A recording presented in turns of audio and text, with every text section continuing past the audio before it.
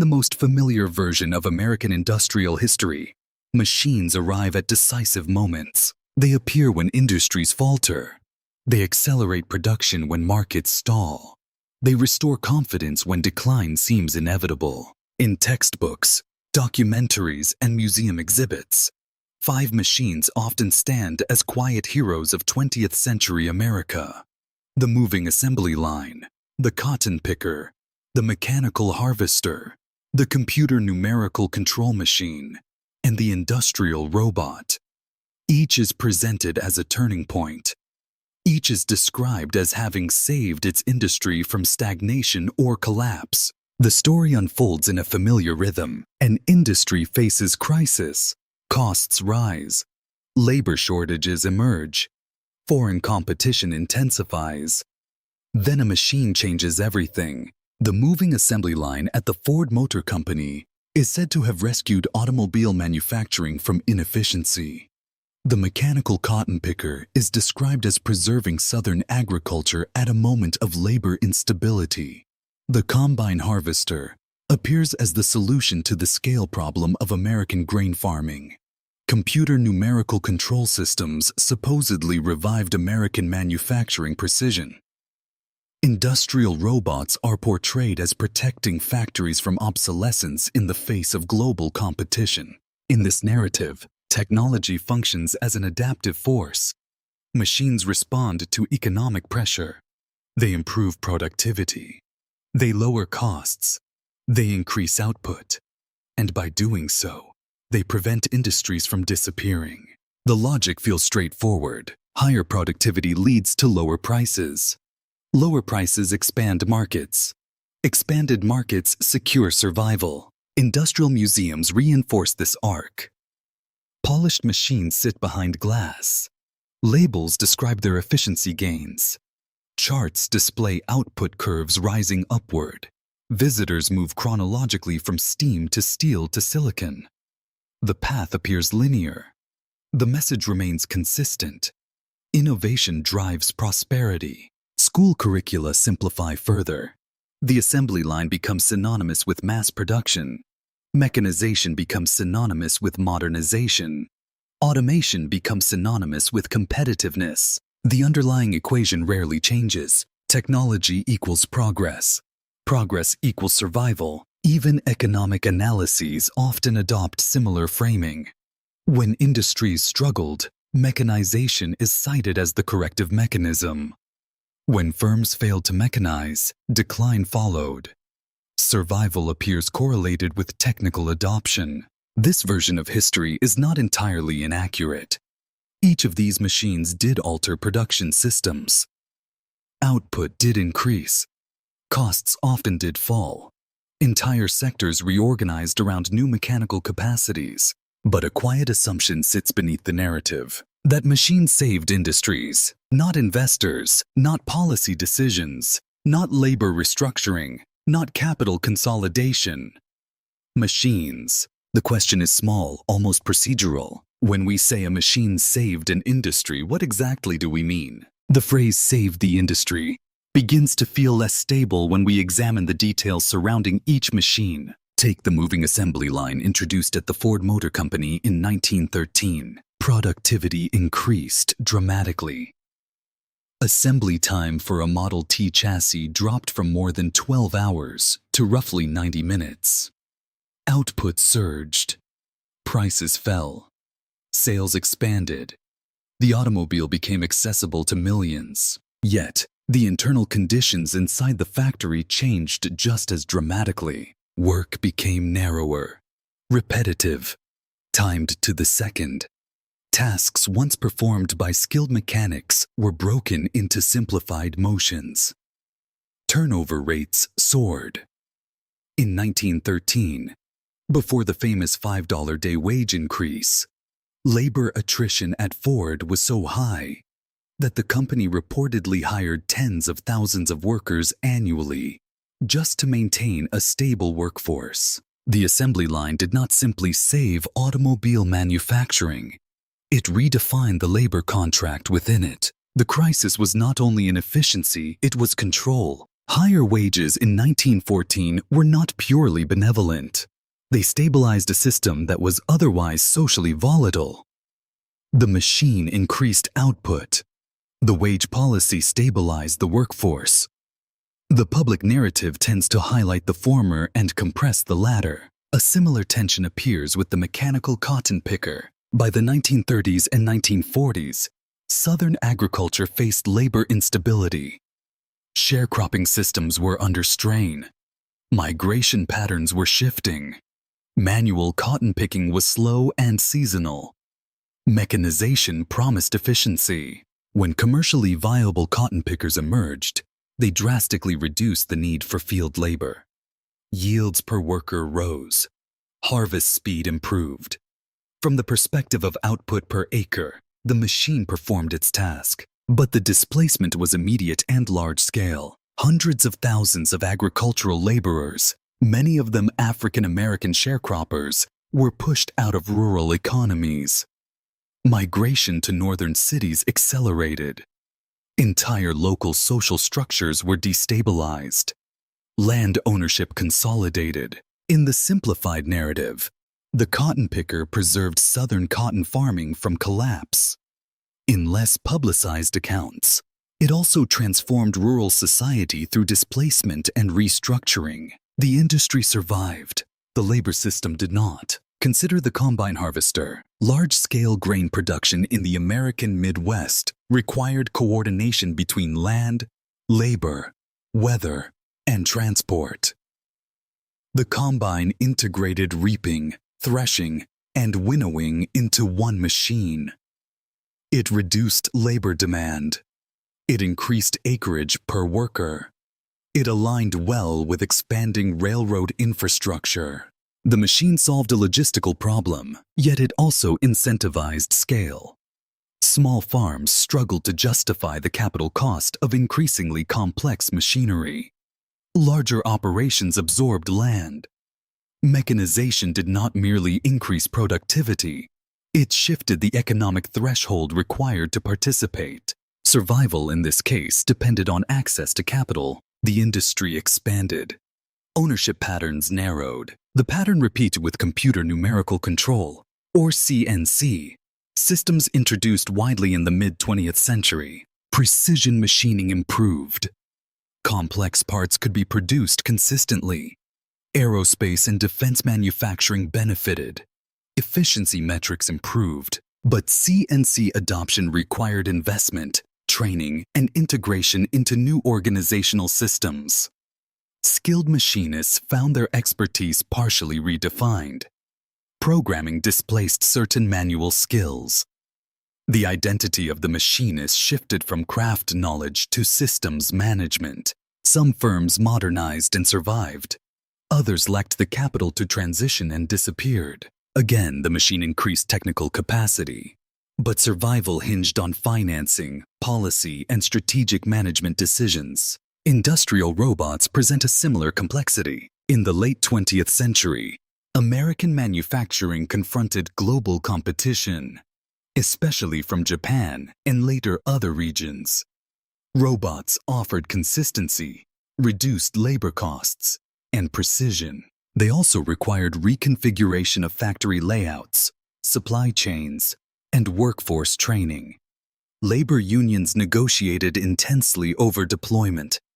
Public rhetoric framed robots as necessary defenses against foreign competition. Yet in many cases, robots did not eliminate all labor. They redistributed it. Maintenance technicians replaced some assembly workers. Productivity gains were sometimes offset by integration costs. The narrative that robots saved American manufacturing compresses a longer process of corporate restructuring, trade policy shifts, and financialization. Across these 5 cases, small inconsistencies accumulate. Productivity rose, but so did labor tension. Output increased, but ownership consolidated. Efficiency improved, but social displacement intensified.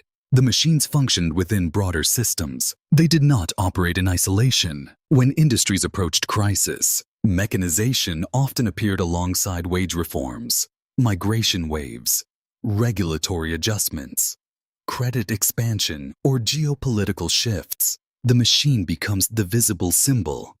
The surrounding adjustments remain secondary in popular accounts. The phrase "saved the industry" masks several questions. Saved for whom? Saved at what cost? Saved under what new conditions? The inconsistencies do not invalidate the importance of these machines. They complicate it. Productivity gains are measurable. Displacement is measurable. Power shifts are measurable, yet they are rarely measured together in simplified narratives. Instead, mechanization appears as a technical correction to economic vulnerability. The possibility that mechanization was also a catalyst for restructuring, sometimes disruptive, sometimes destabilizing, receives less attention. The story remains coherent if one focuses narrowly on output curves. It becomes less coherent when the surrounding social terrain is restored, and the gaps once visible begin to multiply. Once the inconsistencies are visible, another layer of simplification becomes harder to ignore. The first distortion is the persistent exaggeration of machines as instruments of liberation. The moving assembly line is frequently described as democratizing mobility. The automobile became affordable. Rural families gained access to markets. Distance shrank. Opportunity expanded. All of this is partially accurate, but contemporary accounts from early 20th century factory workers tell a different story about liberation inside the plant. Repetitive strain, strict pacing, and surveillance systems shaped daily experience. Sociological studies from the 1920s and 1930s described monotony and fatigue as structural features of mass production. The machine liberated consumers. It disciplined producers. Popular history often highlights the consumer side. It compresses the labor experience into a footnote. The result is a moral asymmetry. The benefits feel expansive. The costs feel incidental. A second distortion involves normalization of human loss. The mechanical cotton picker is commonly framed as a technological inevitability. Once viable, it would have been irrational not to adopt it.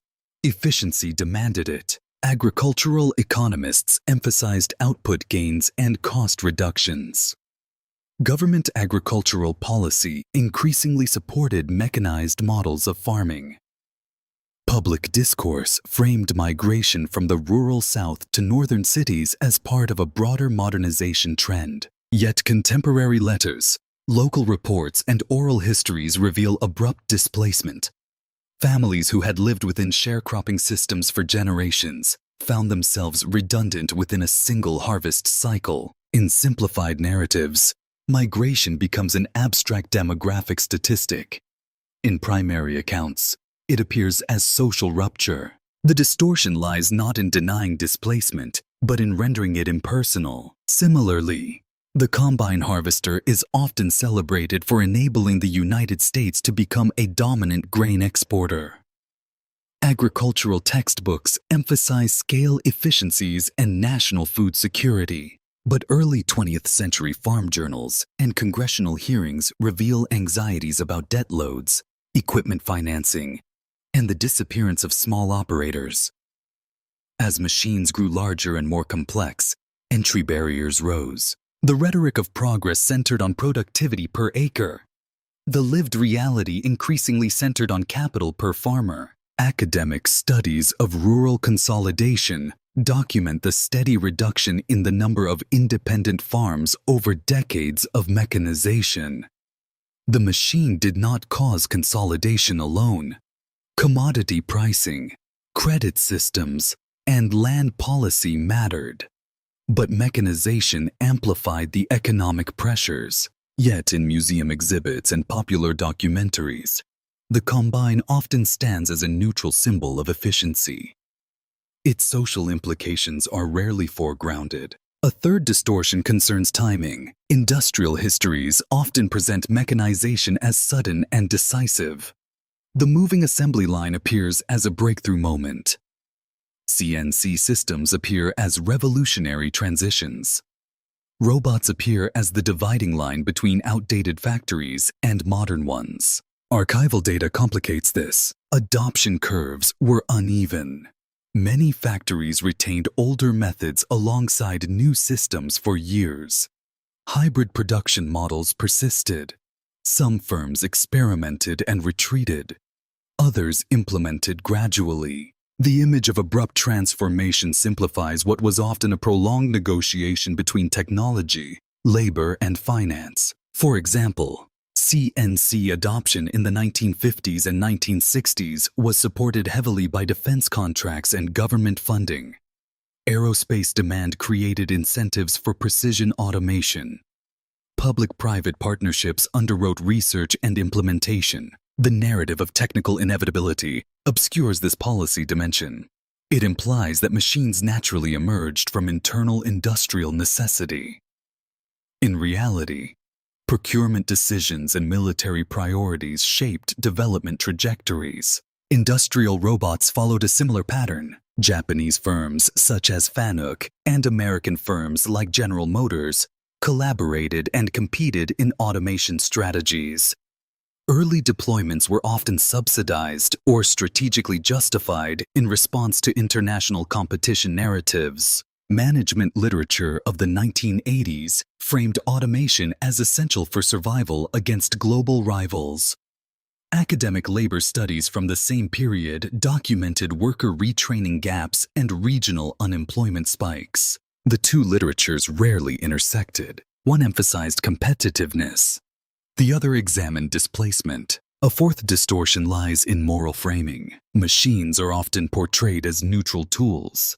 If harm occurs, it is attributed to misuse or transitional friction.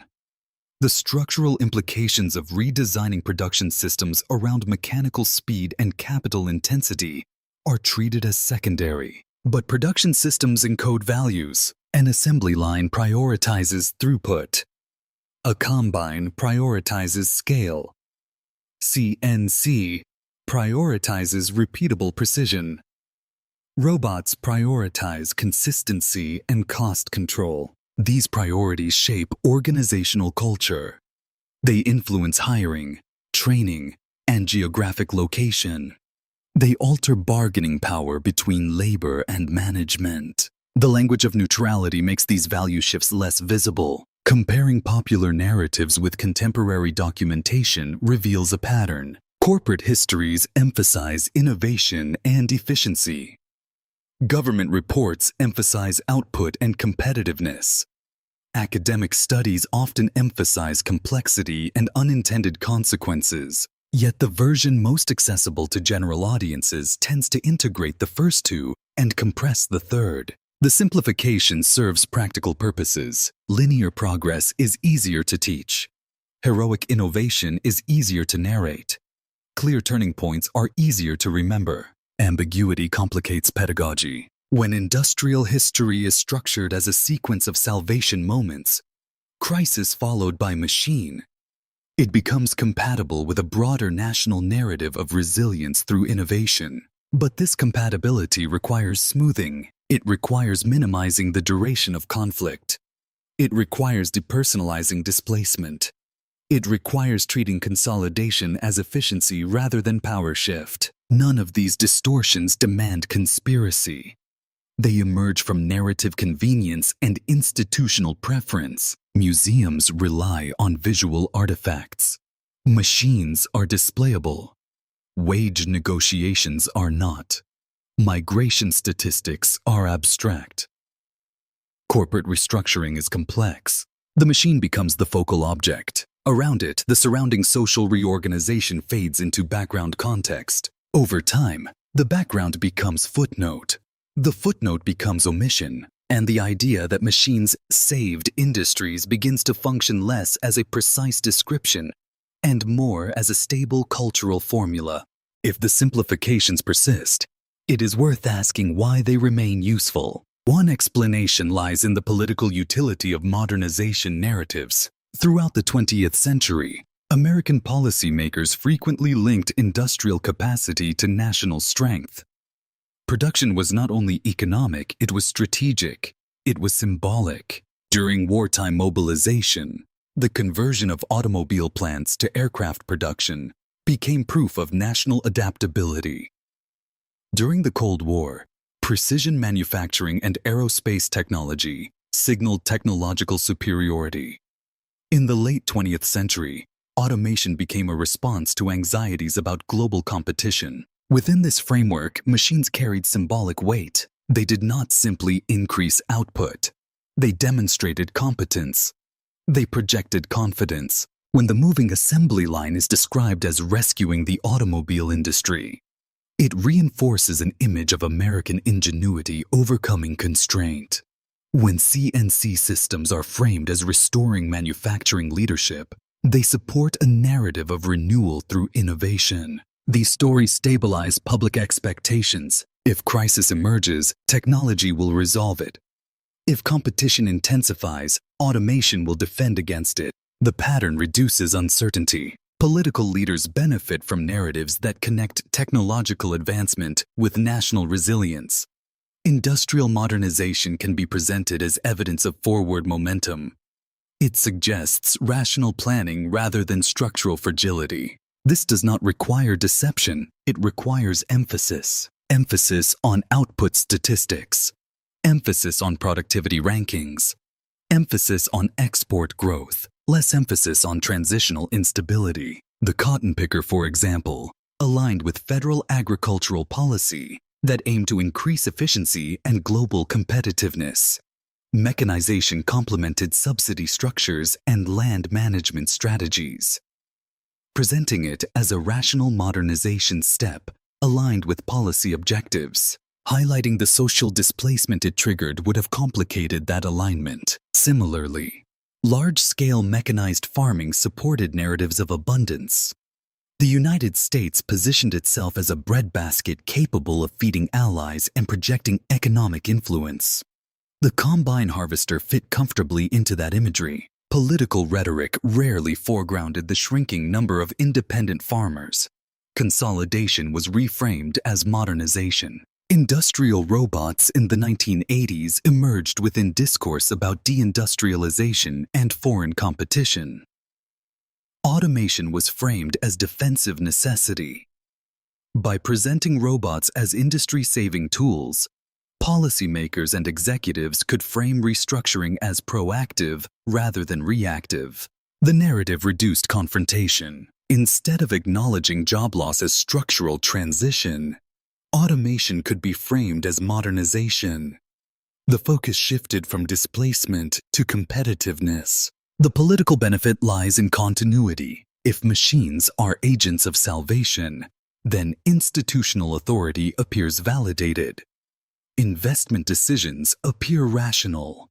Policy appears aligned with progress. Another dimension is symbolic association. Modern states frequently equate technological sophistication with civilization. Industrial capacity becomes a proxy for development. Nations are ranked by productivity, infrastructure, and innovation indices. Within this hierarchy, machines represent advancement. Museums reinforce this symbolism.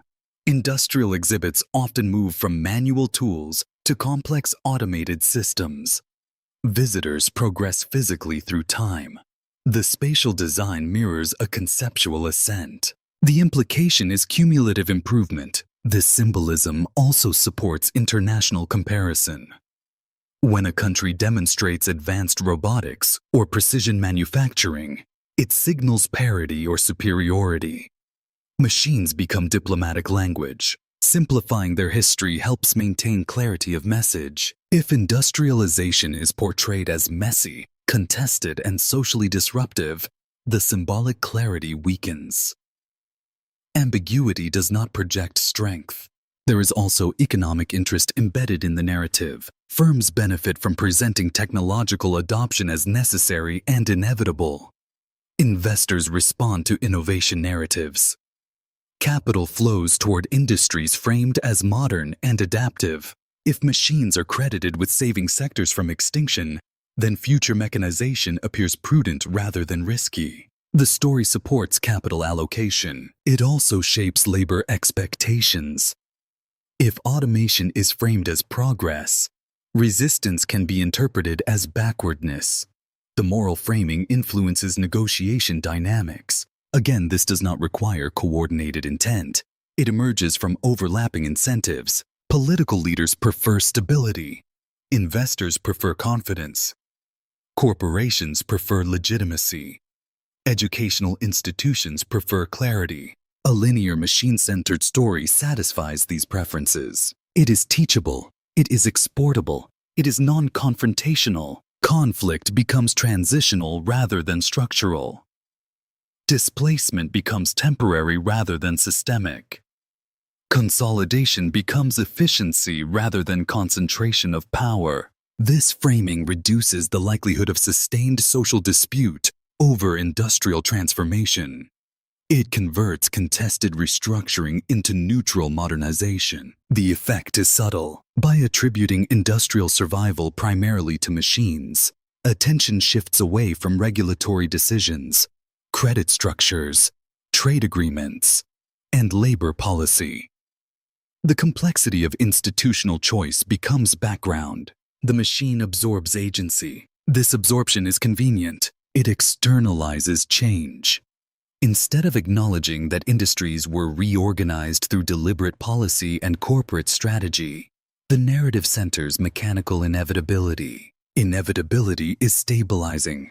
Choice invites accountability. None of this implies that machines lacked significance. They altered production materially. They shaped economic capacity. But the way their significance is framed often aligns with broader political and symbolic needs. Modern states seek narratives of progress. Modern economies seek narratives of competitiveness. Modern societies seek narratives of continuity. The image of 5 machines rescuing American industry satisfies all 3. It reassures without provoking. And precisely because it is reassuring, it persists. Beyond the polished narratives, there exists a quieter archive. It is found in labor inspection reports, internal memoranda, technical bulletins, agricultural extension studies, and regional economic surveys. These documents rarely appear in public exhibitions. They are not designed for narrative coherence. They record friction. In early 20th century factory investigations, including studies conducted by the U.S. Bureau of Labor Statistics, assembly line efficiency was often documented alongside absenteeism rates, injury frequency, and turnover data. Productivity charts rose. So did reports of fatigue. Internal correspondence within firms such as the Ford Motor Company reveals management concern not only about output, but about labor instability. The famous wage increase in 1914 appears in popular memory as generosity. In internal discussions, it functioned as a stabilization strategy. The assembly line required predictable bodies at predictable stations. The machine's efficiency depended on social compliance. In agricultural archives, county-level reports from the 1940s document the adoption rates of mechanical cotton pickers alongside emergency relief discussions. As mechanization accelerated, local administrators tracked migration flows and unemployment patterns. The technical success of the machine was recorded next to evidence of rural contraction. Agricultural extension publications described improved yields and reduced labor costs. At the same time, sociological studies from southern universities documented the erosion of tenant farming communities. Mechanization increased per-acre productivity. It reduced the number of livelihoods tied to that acreage. Technical journals of the mid-20th century present similar duality. Engineering publications praised the precision of computer numerical control systems. Articles described tolerances measured in thousandths of an inch. They emphasized consistency, repeatability, and integration with aerospace manufacturing. Parallel to these technical celebrations, industrial relations research noted skill displacement and retraining gaps. Machinists accustomed to manual lathes confronted programming languages and punch card systems. Some adapted. Others exited the trade. These records rarely deny technological achievement. They situate it within transition costs. Regional economic surveys from the 1980s, during the expansion of industrial robotics, illustrate another underrepresented layer. Reports from Midwestern states tracked plant closures, automation investments, and workforce reduction simultaneously. In some facilities, robot installation coincided with output stabilization. In others, automation followed downsizing. Corporate annual reports often framed robotics as competitiveness measures. Local employment statistics reflected contraction. None of these documents suggest technological conspiracy. They reveal simultaneity, efficiency gains and job losses, precision improvements and skill redefinition, export growth and local decline. Another underutilized source consists of congressional hearings. When mechanization intensified in agriculture, hearings included testimony from farm advocacy groups concerned about consolidation. When automation expanded in manufacturing, labor representatives raised concerns about bargaining power. These discussions were technical and political at once. In simplified narratives, the machine appears isolated from these debates. In archival transcripts, it sits at the center of negotiation. There are also environmental assessments that complicate the survival story. Large-scale mechanized farming increased output dramatically. It also intensified soil depletion, water extraction, and chemical dependency. Agricultural economists often framed mechanization as necessary to feed growing populations. Environmental historians later examined long-term ecological strain. The combine harvester improved efficiency per worker. It operated within systems that encouraged monoculture. The survival of the grain industry intertwined with environmental trade-offs, rarely emphasized in celebratory accounts. Financial documents add another dimension. Mechanization required credit. Equipment financing reshaped debt structures. Smaller operators faced higher risk exposure. Banking records and agricultural loan data demonstrate the rising capital threshold required to remain competitive. The machine did not only save industries, it altered who could afford to remain within them. Even defense procurement files offer nuance. The development of CNC systems was heavily influenced by military demand for precise aircraft components. Funding streams shaped research priorities. Private firms responded to contract incentives. The technological breakthrough cannot be separated from geopolitical context. Yet popular retellings often present CNC as the natural evolution of machining logic. When reading across these quieter sources, a pattern emerges. The narrative of salvation emphasizes aggregate output. The archival record documents redistribution, redistribution of labor, redistribution of land, redistribution of capital, redistribution of risk. Industries survived, but their internal composition shifted. Ownership concentrated. Workforces narrowed. Geographies reorganized. These shifts were not always catastrophic. In some cases, they generated new sectors and new forms of employment. Automation created maintenance roles, programming positions, logistics management, but the transitions were uneven. Regional disparities widened. Certain communities absorbed disproportionate impact. The official storyline tends to compress this unevenness into a single upward curve. The archival fragments resist compression. They show industries as adaptive systems, not merely mechanical ones. Machines were catalysts within broader restructuring processes. They did not independently rescue sectors from extinction. They participated in redefinition. The quieter documents do not overthrow the dominant narrative. They complicate its scale and direction. They remind us that survival is not neutral. It is negotiated. The story of 5 machines saving American industry does not collapse under scrutiny, but it loosens. The moving assembly line did transform automobile production. The cotton picker did accelerate harvest efficiency. The combine did expand grain capacity. CNC systems did improve precision. Industrial robots did reshape factory floors. None of these claims require reversal. What becomes less stable is the simplicity of the salvation formula. Industries did not approach extinction in purely technical terms. They approached moments of instability shaped by labor systems, capital structures, policy decisions, and global pressures. Machines entered those moments as instruments within larger negotiations. Sometimes they stabilized production. Sometimes they redistributed vulnerability. Often they did both at once. The idea that machines saved industries assumes that industrial survival is measurable solely in output and profitability. It assumes that maintaining sectoral presence equals collective benefit. Yet survival can mask transformation. An industry may persist while its workforce contracts. It may expand output while narrowing participation. It may increase precision while concentrating ownership. These shifts are not anomalies. They are structural features of mechanized growth. The dominant narrative remains powerful because it offers coherence, crisis, innovation, recovery. It reassures that technological capability will respond to economic strain.